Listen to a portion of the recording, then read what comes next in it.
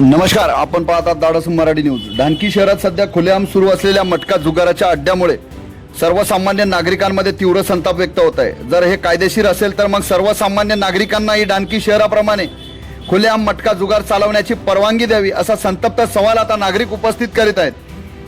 ढानकी परिसरासह आजूबाजूच्या गावातील शेतकरी, कष्टकरी, मजूर आणि सामान्य नागरिक रोजंदारीसाठी ढानकी शहरात येतात।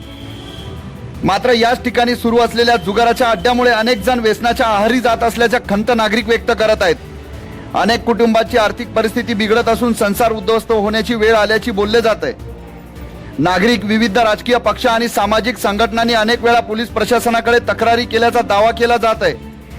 तसेच यवतमाळचे पोलीस अधीक्षक आणि वरिष्ठ अधिकाऱ्यांकडे ही तक्रारी देण्यात आल्याचे सांगितले जात असले तरी अद्याप ठोस कारवाई झालेली नसल्याचा आरोप होत आहे।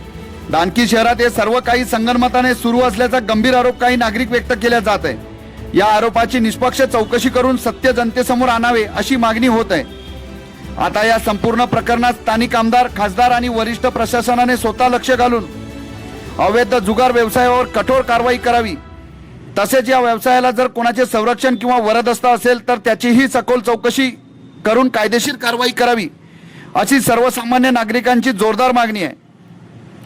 धाडस मराठी न्यूजचा स्पष्ट सवाल, ढानकी शहरात अवैध जुगार नेमकं कोणाच्या आशीर्वादाने सुरू आहे? तक्रार होऊनही कारवाई का होत नाही? सामान्य जनतेच्या भविष्याशी खेळणाऱ्या या अवैध व्यवसायावर प्रशासनाचा हातोडा कधी पडणार? पाहत राहा धाडस मराठी न्यूज ढानकी।